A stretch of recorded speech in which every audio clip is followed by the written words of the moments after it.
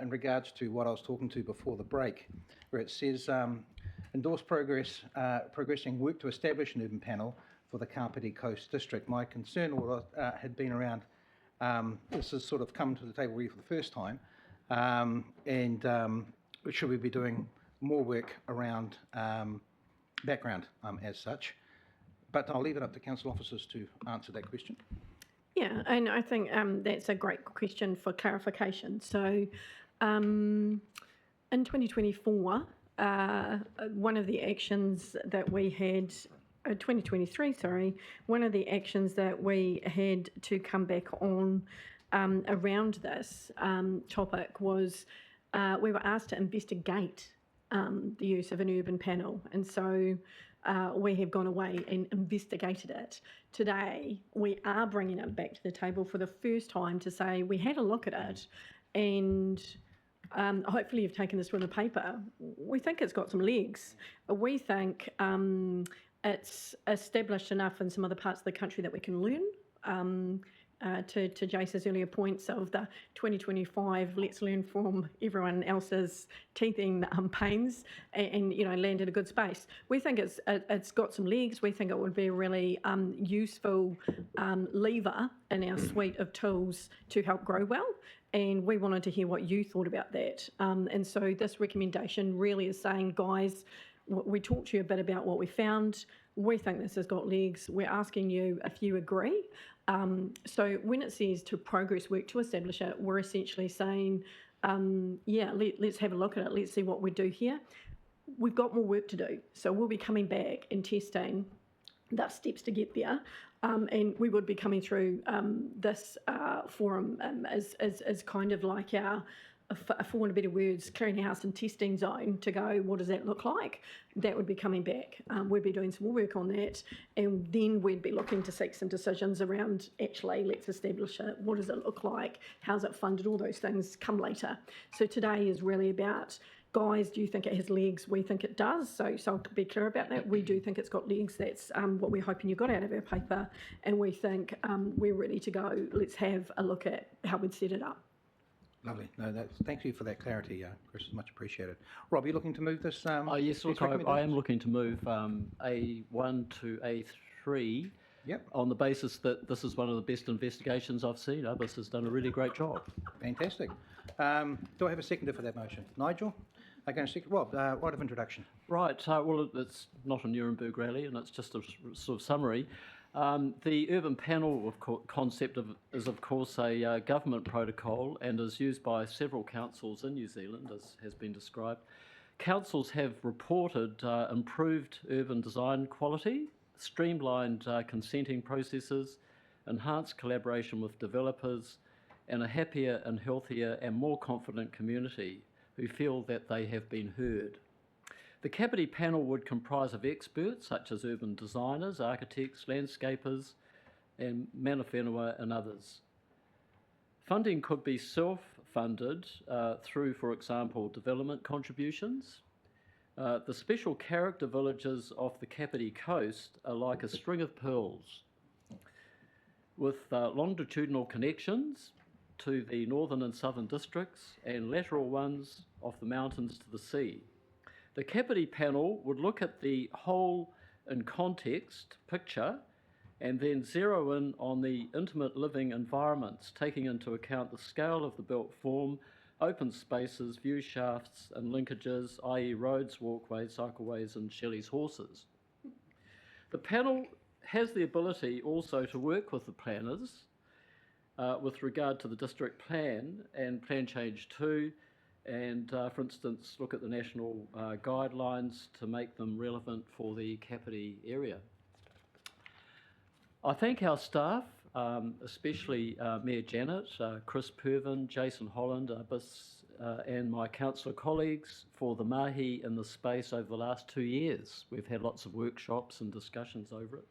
And I am excited for our community with the Kapiti Urban Panel Initiative.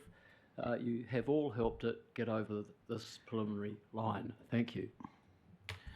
Thank you for the introduction. I did flag before the break an amendment, but I'm withdrawing that. I'm quite happy for us to progress. If anyone else wants to, they're more than welcome to. but I'm quite happy for this to progress as written. Does anyone else have a comment at all? Nigel? Yeah, just very briefly, congratulations to Rob for his perseverance in making this happen. I think I'm a big fan of spatial planning, and I think something like this is actually essential to having an effective spatial plan. This is beyond the urban plan, the whole plan, a spatial plan, and I think this is crucial. So many of our developments, there's a kind of a them and us going on, and to Chris's point that she made earlier in response to the point that Lawrence raised, I think this is an opportunity to have developments happening that everyone's buying into, that everybody's going, wow, here, this is cool, right? So a developer isn't just building some houses and then walking away, go, well, who's going to live in those houses? Well, they're going to have lots of kids, so where's the park that they're going to play in, right? Where's the stuff that's outside of your development brief, but as a community they'll need? And so the developer at the moment doesn't have to think about that stuff, but we could say, well, perhaps actually you should be thinking about it. So I just think this is a really, really positive step forward. Sooner the better for me. But just, yeah, good on you, Rob. Champion. That's all of you guys. Thanks, Nigel. Kim? Kia ora. Yeah, just something that everyone's been touching on. So this done well has lots of positives, right? We all get that. This done not well does not. It just adds a layer of bureaucracy and cost. And to Martin's point about the wording to establish, to investigate, to establish, I'm just mindful that sometimes when we go on a long journey on these things, we get so entrenched on the end of having an urban panel that even if we see red flags along the way, we seem to, nope, just keep going on that track. So for me, it's about being careful, kia tūpato. Make sure that this gets done and it's done well and we get the positive outcomes out of it. If we think it's not going to, we need to halt. We need to not just push on because we think it's a good idea and we have a bad model. And that's to, if we get to the end of the track and we go, actually, this is not looking good, do we think really hard before we stand it up? Because it has to add value. We can't have any more, we can't get the regulatory space wrong considering, the public feedback and the amount of feedback we get around it. So that's just little warning about just, don't go down, don't get so sold on the idea that we forget to see the red flags. That's all.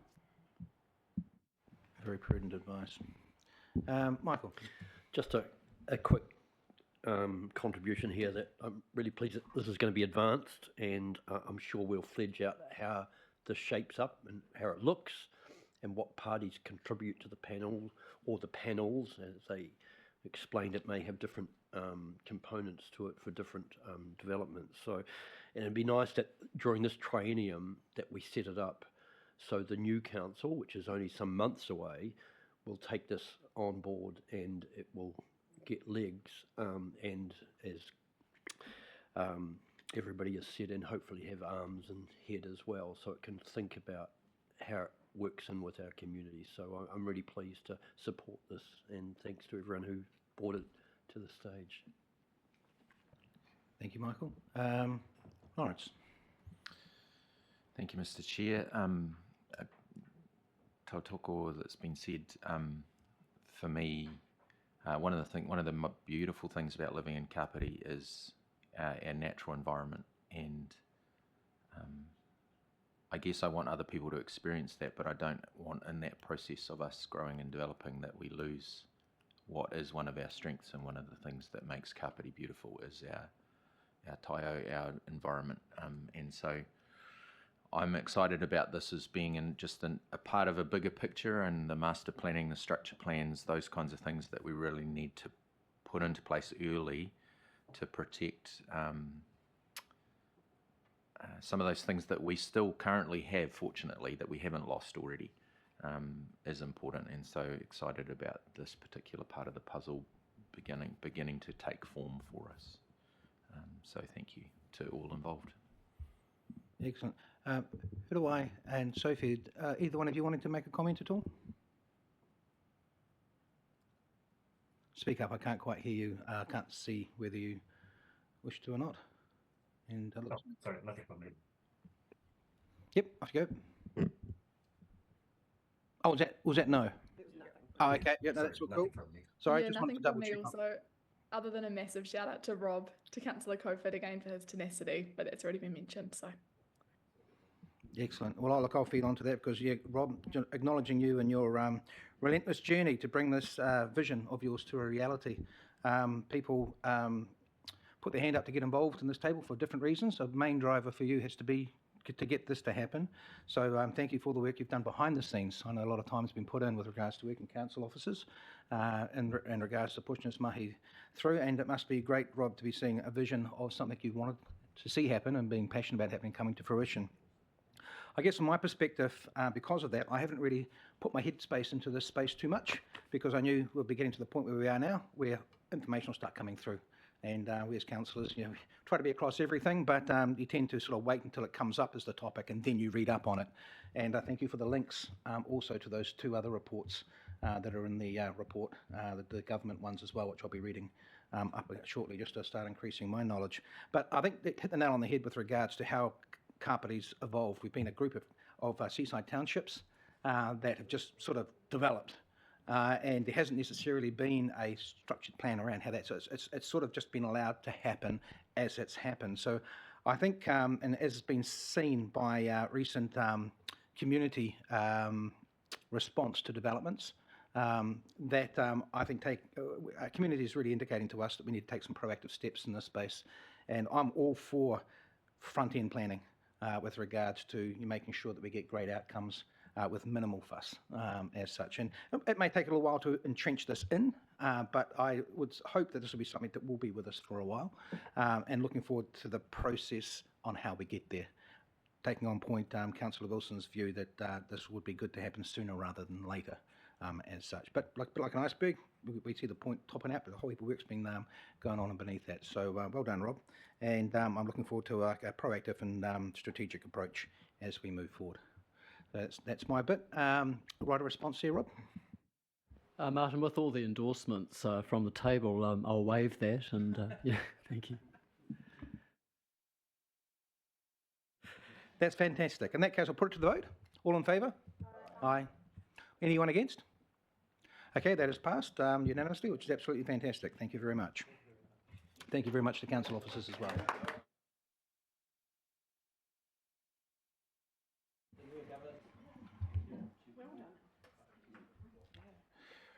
Rightio.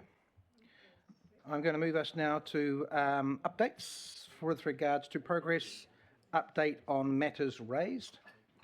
This is on page, where are we? Page 8. No, it's not. I tell a horrible lie. Oh, sorry, I was looking at the the different list here. Where are we at with this? 8.2, page 21. Sorry, Kathy, you were right. I just bring your attention to that, and I'll hand the floor over to Morag. Kia ora koutou. So the purpose of this report is just to provide an overview and update of matters that have been raised. The ones that come into this are ones that are outside the scope of the reports presented. So for example, where there was somebody presenting a report and you raised a matter, they would take that with them. So that wouldn't come into this particular report. Or was outside of the staff available. So obviously the question couldn't be answered within the format of the meeting. So below are details on matters that have been raised and relevant updates. Where the conversation has happened and it's now in train with staff, we've marked it as complete. And as you'll see, all of those at the moment are complete. I will note that there is one, I can give you an example of one that will be going on there, which would be from today's meeting, which would be from the Kapiti Health Advisory Group deputation about checking in on submissions every 6 months. So that's the kind of thing that will come into this. But yeah, any questions or happy to take any. Kathy. I'd just like to say thank you very much. When I read it and I saw complete, I thought So thank you, staff. Very well done. I thought that was amazing. Everything's been completed. So yeah, I just wanted to say thank you to the staff, really. Awesome. Thank you. Thanks, Kathy. Lawrence. I'd echo that, and also just the fact I read this and I get confidence that the things that are raised in our committee meetings don't get lost, but someone is picking them up and seeing it loop back to us, because I know that was a significant concern back at the beginning of this triennium, that sometimes those issues, how was that coming back to us in terms of seeing them solved. So thanks to staff for this report. I think it's very, very helpful for us in terms of knowing and having confidence and trust in our staff that they're doing some significant mahi behind the scenes. So thank you. Excellent. Thank you, Lawrence. Nigel. Yeah, I thought the prompt about sensitive subjects, I think that's actually quite a good idea. Just because, nobody knows what's going on internally, so it's always good to have that. The other thing too is it's probably only a matter of time for me. Some people might argue it's arrived already, but the dementia-friendly libraries, I've only just recently discovered this actually, but there's a very strong correlation between hearing loss and dementia. And so that's something that presumably libraries are taking all of those sorts of broader things into account. And for anyone who's interested, actually, there's a place called Resonate just on the other side over there on Thursday night at 6 o'clock. They've got ACC are coming along and talking about that very subject, actually. It's really interesting. And given the demographic that we have here, that stuff becomes quite important as well. But yeah, great. Thanks for bringing that one up, Nigel. And echoing everyone's sentiments here as well. It's great to see the transparency and works both ways as well with regards to, we've done that. There's no ambiguity there at all as well. Just flagging some of these things. This is what council officers have done in response to requests from us. Part of what I want to see though is that is then as a project, and I look at the elder person's playground or the elder person's space down at McLean Park being, well, until that's in place, that's an actionable thing that we want to see happen and we can follow through on, and we'll discuss that perhaps next week on our follow-up on how we can incorporate that into there, because the officers have done what we've asked them to do, which is great, but the project itself still needs to be landed, and I think it's important that we keep an eye on that and see how that progress is going. And it's something that I can, as chair, is also potentially check up on and report back on as well as we move forward. Well, that was actually a question of mine. Is that from the Nomanu bus stop perspective, so who's putting in the submission? With regards to that, for me, it's not complete. The other aspect of it is not complete till it's actually done or not done. If it's just not going to happen, that's fine. That's a result as well. But at least we've got a pathway that shows that we've taken the matter seriously. Officers have investigated it. They've brought information back to us. We've followed up on it, pushed it as hard as we can to make it happen, whatever forum that might be in, and we've got a result, whatever that is. It's great to have that pathway there for our community to see. So that's absolutely fantastic. Was there a recommendation tied in with that? No, that was just an update. Absolutely fantastic. So, and I'm being sort of nudged on around a little bit, but okay, we'll go back to we'll go back to members' business now. That's number 7 on the agenda. Do I have any leave of absences that anyone wants to put forward? No, fabulous. Are there any matters of an urgent nature? None have been brought to my attention. But is there anything that anyone wants to bring up? And members' items as well, so that ties in a little bit together. Is there anything that anyone wants to talk to or bring up as a topic as such? No? Okay, absolutely fantastic. So, we need to do number 9, confirmation of the minutes. Happy to move. Do I have a seconder? Yep, any debate? No? Then, if anyone can vote on that? Anyone against? No, that's been passed. We now need to move into public excluded with regards to confirmation of minutes there as well. So I could ask officers, we do that? Oh, hang on, sorry. I need a person to, thank you, Jackie. Nigel, you'd second that, wouldn't you? Sorry. Sorry, I just had to throw that spanner in there. Lawrence, happy to second that. If I could have all those in favour? Aye. That's great. If we could move into public excluded, and we'll be back shortly.